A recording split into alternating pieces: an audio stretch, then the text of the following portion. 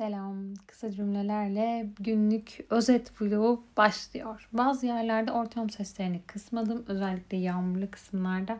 Çünkü doğal sesler, hayatın akışındaki o gürültüler hoşuma gitti. Sabah hemen hızlıca çamaşır yıkama ve kurutma çalıştırma. Kahve için Hindistan cevizi yağı. Bunu termosla yanıma alacağım. Daha sonra avokadolu, labneli, yumurtalı kahvaltı.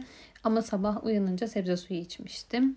Hızlıca botlarımızı ve ayakkabılarımızı temizledim. Diğeri yağmur spreyi, itici güçlü olan. Hızlıca bir süpürge yaptık. Ve biz çıkınca robotu çalıştırdık. Kızıma da bugün böyle bir boğazlı body, üzerine kalın bir sweat, hırka ve Chardonnay tight seçtim. Çünkü bugün onun kursu var. Bu oyuncağımın biberonuymuş. Susamuru oyuncağı. O da buradaki bu küçük arkadaş. Bu onun hafta sonu kursa giderken taktığı çanta. Bu suluğu. Bu yolda okuması için kitabı, ders notaları ve dışarıda yanımızda yapması için ödevi. Zaman zaman burada atıştırmalık da oluyor. Ama bugün çok uzun süre dışarıda olmayacağımız için eklemedim. Daha sonra buzluğa kruvasan attım. Buffet'in kruvasanlarına bayılıyorum. Donmuş olarak biraz çözdürüp ben airfryer'a atıyorum. Gayet güzel oluyor. Ve bir tane de kızıma sabah yemesi için yapıyorum. O kadar güzel koktu ki nefis mücadelesi verdim ama sebze suyu içtiğim için asla yemedim. O biraz kamp videoları izlerken bu kahvaltıyı yaptı. Ben de o sırada hızlıca hazırlandım.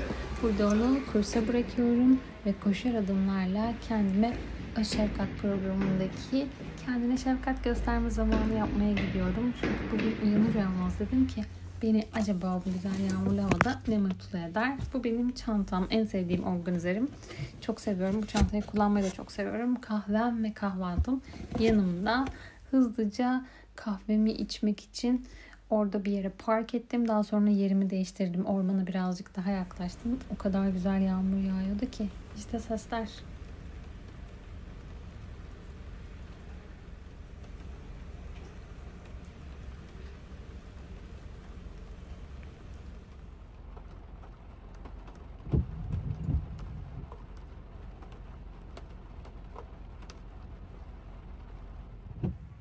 Burada kahvemi tekrar çekmişim kahvaltımla beraber. Bu hafta hiç sütlü kahve tüketmedim. Yani haftanın ilk sütlü kahvesi buydu. O yüzden bayağı tadını çıkarta içtim. Sonra annemlere gittim. Annemler Umre'ye gidecekler. Ona biraz hazırlığında yardım ettim. Ardından diğer eksikler için beraber alışveriş merkezine gittik. Onları bıraktıktan sonra eve geldim. Birazcık kızımın başı ağrıyormuş. Canı karbonhidrat çektiği için ona mantı yaptım. Bu benim en sevdiğim saray mantı. Ve yoğurduna bol bol sarımsak ekledim. Umarım antibiyotik etkisi olmuştur. Kendim için de buzdolabında kalan sebzelerden soteledim. Ben bunları böyle parça parça buzluğa atmıştım. Hızlıca soteledim. Yanına bir basmati pilav yaptım. Ben akşam biraz ağır olur diye düşünüp mantı yemedim. Bu bol kasesini yaptım.